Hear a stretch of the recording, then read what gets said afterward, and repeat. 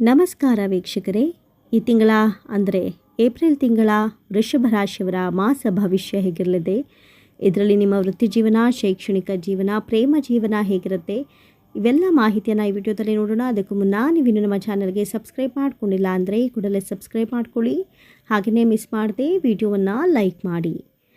ಈಗ ನಿಮಗೆ ಗುರುಬಲ ಇಲ್ಲವಾಗಿರೋದ್ರಿಂದ ವೃಷಭ ರಾಶಿಯವರು ನಾನಾ ರೀತಿಯ ಯೋಚನೆಗಳು, ಸಮಸ್ಯೆಗಳು ಎದುರಾಗುತ್ತೆ. ಪಂಚಮ ಶನಿ ನಡೀತಾ ಇರೋದು ಸಹ ನಿಮ್ಮ ಅಭಿವೃದ್ಧಿಗೆ ತೊಡಕಾಗಿರುತ್ತೆ. ಮನೆಯಲ್ಲಿ ವಿರೋಧ, ತಂದೆ ತಾಯಿಗಳಿಂದ ಬೇಸರ ಅಥವಾ ತಂದೆ ತಾಯಿಗಳ ಅನಾರೋಗ್ಯ, ಕುಟುಂಬದಲ್ಲಿ ಅಶಾಂತಿ, ಹಣಕಾಸಿನ ತಾಪತ್ರಯ ಮೊದಲಾದ ಸಮಸ್ಯೆಗಳಿರುತ್ತೆ. ನಿಮ್ಮ ಅಗ್ನಿ ಪರೀಕ್ಷೆ ಅಂತಲೇ ಇದನ್ನೆಲ್ಲ ತಿಳ್ಕೊಳ್ಳಿ. ನಿಮ್ಮ ಇಷ್ಟ ದೇವರ ಮನೆ ದೇವರ ಜಪ ಮಾಡಿ, ಪ್ರಾರ್ಥನೆ ಮಾಡಿ, ದೇವರ ಪೂಜೆ ಮಾಡಿ.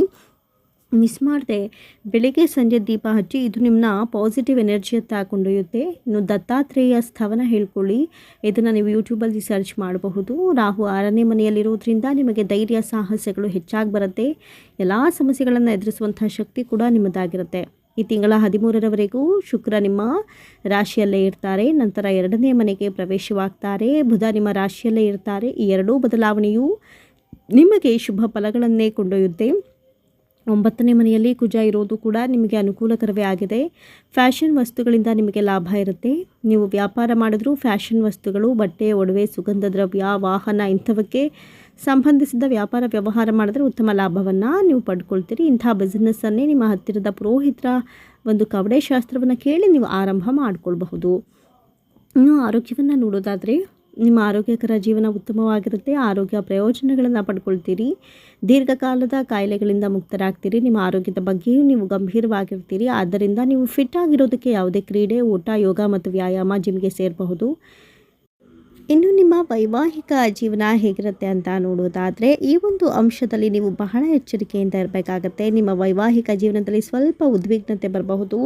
ಸಮಯವು ವೈವಾಹಿಕ ಜೀವನದಲ್ಲಿ ಕ್ರಾಂತಿಯ ಸಂಕೇತವಾಗಿರುತ್ತೆ. ಈ ಸಮಯದಲ್ಲಿ ನಿಮ್ಮ ಸಂಗಾತಿಯೊಂದಿಗೆ ಹೆಜ್ಜೆ ಇಡಲು ಪ್ರಯತ್ನಿಸಿ ಮತ್ತು ಅವರ ಸಣ್ಣ ತಪ್ಪುಗಳನ್ನು ನಿರ್ಲಕ್ಷಿಸಿ. ಇದರ ಹೊರತಾಗಿ ನೀವು ಅವರ ಮೇಲೆ ಕೋಪಗೊಳ್ಳದಿರೋದು ಉತ್ತಮ. ಈ ಅವಧಿಯಲ್ಲಿ ನೀವು ತಾಳ್ಮೆಯನ್ನು ಸಹ ಪರಿಚಯಿಸಬೇಕು. ಪರಿಸ್ಥಿತಿಗಳು ಸುಧಾರಿಸುತ್ತವೆ. ದಾಂಪತ್ಯ ಜೀವನದಲ್ಲಿ ಸಾಮರಸ್ಯದ ಪರಿಸ್ಥಿತಿ ಇರುತ್ತೆ. ನಿಮ್ಮಿಬ್ಬರ ನಡುವೆ ಉತ್ತಮ ತಿಳುವಳಿಕೆಗಳಿರಬಹುದು. ಸಂಗಾತಿಗಳು ನಿಮ್ಮ ಭಾವನೆಗಳನ್ನು ಅರ್ಥ ಮಾಡಿಕೊಳ್ಳೋದು ಮಾತ್ರವಲ್ಲದೆ ಅವರ ಪ್ರಶಂಸೆಗೆ ಪಾತ್ರರಾಗಬೇಕು. ವೈವಾಹಿಕ ಜೀವನದಲ್ಲಿ ಸಮಯವು ತೊಂದರೆದಾಯಕ ಅಂಶವಾಗಿರುತ್ತೆ. ಆದ್ದರಿಂದ ನೀವು ಈ ಸಮಯದಲ್ಲಿ ಜಾಗರೂಕತೆಯಿಂದಿರಬೇಕು. ಮಕ್ಕಳ ಆರೋಗ್ಯ ಉತ್ತಮವಾಗಿರುತ್ತೆ. ಅವರು ಹೆಚ್ಚು ಶಕ್ತಿಯುತವಾಗಿರ್ತಾರೆ. ಅವರ ಅಧ್ಯಯನದಲ್ಲಿ ಅವರ ಕಾರ್ಯಕ್ಷಮತೆಯೂ ಉತ್ತಮವಾಗಿರುತ್ತೆ. ಅವರ ನಡವಳಿಕೆಯಲ್ಲಿ ಒಂದು ರೀತಿಯ ಜವಾಬ್ದಾರಿ ಕಾಣಿಸುತ್ತೆ. ಈ ತಿಂಗಳು ನೀವು ನಿಮ್ಮ ಸಂಗಾತಿ ಮತ್ತು ಮಕ್ಕಳೊಂದಿಗೆ ಪ್ರವಾಸಕ್ಕೆ ಎಲ್ಲೋ ಹೋಗಬಹುದು. ಇದರಿಂದ ನಿಮ್ಮಲ್ಲಿ ಒಗ್ಗಟ್ಟು, ಪ್ರೀತಿ, ಸೌಹಾರ್ದತೆ ಮೂಡುತ್ತೆ. ಈ ಮೂಲಕ ಪರಸ್ಪರರ ನಡುವಿನ ಪ್ರತಿ ದೂರವೂ ದೂರವಾಗಬಹುದು. ಪರಿಹಾರಗಳನ್ನು ನೋಡೋದಾದರೆ ಪ್ರತಿದಿನ ಹನುಮಾನ್ ಚಾಲಿಸ ಪಠಿಸಿ. ಕೈ ಹಿಡಿದ ಕೆಲಸ ಯಶಸ್ವಿಯಾಗುತ್ತೆ. ಉದ್ದಿನಬೇಳೆ ಮತ್ತು ಕಪ್ಪು ಬಟ್ಟೆ ದಾನ ನೀಡೋದ್ರಿಂದ ವಿದ್ಯಾರ್ಥಿಗಳಿಗೆ ಶುಭವಾಗುತ್ತೆ. ಶ್ರೀ ಶನೇಶ್ವರನ ದೇವಾಲಯಕ್ಕೆ ಪೂಜಾ ಸಾಮಗ್ರಿಗಳನ್ನು ನೀಡೋದ್ರಿಂದ ಧನಾತ್ಮಕ ಪ್ರಗತಿಯನ್ನು ಹೊಂದಬಹುದು. ಗುರುಪೂಜೆ ಮಾಡೋದ್ರಿಂದ ಭೂ ವಿವಾದಗಳು ದೂರವಾಗುತ್ತೆ. ಕೆಂಪು, ಕೇಸರಿ ಮತ್ತು ಹಾಲಿನ ಬಣ್ಣದ ಕರವಸ್ತ್ರ ಬಳಸಿದ್ರೆ ನಿರೀಕ್ಷೆಯ ಫಲಗಳು ದೊರೆಯಲಿದೆ. ಸ್ನೇಹಿತರೆ, ಈ ಮಾಹಿತಿ ನಿಮಗೆ ಇಷ್ಟವಾದಲ್ಲಿ ದಯವಿಟ್ಟು ಶೇರ್ ಮಾಡಿ, ಲೈಕ್ ಮಾಡಿ ಮತ್ತು ನಮ್ಮ ಚಾನಲ್ಗೆ ಸಬ್ಸ್ಕ್ರೈಬ್ ಮಾಡ್ಕೊಳ್ಳಿ. ಎಲ್ಲರೂ ಭಕ್ತಿಯಿಂದ ಓಂ ನಮಃ ಶಿವಾಯ ಅಂತ ಮಿಸ್ ಮಾಡದೆ ಕಮೆಂಟ್ ಮಾಡಿ. ಧನ್ಯವಾದಗಳು.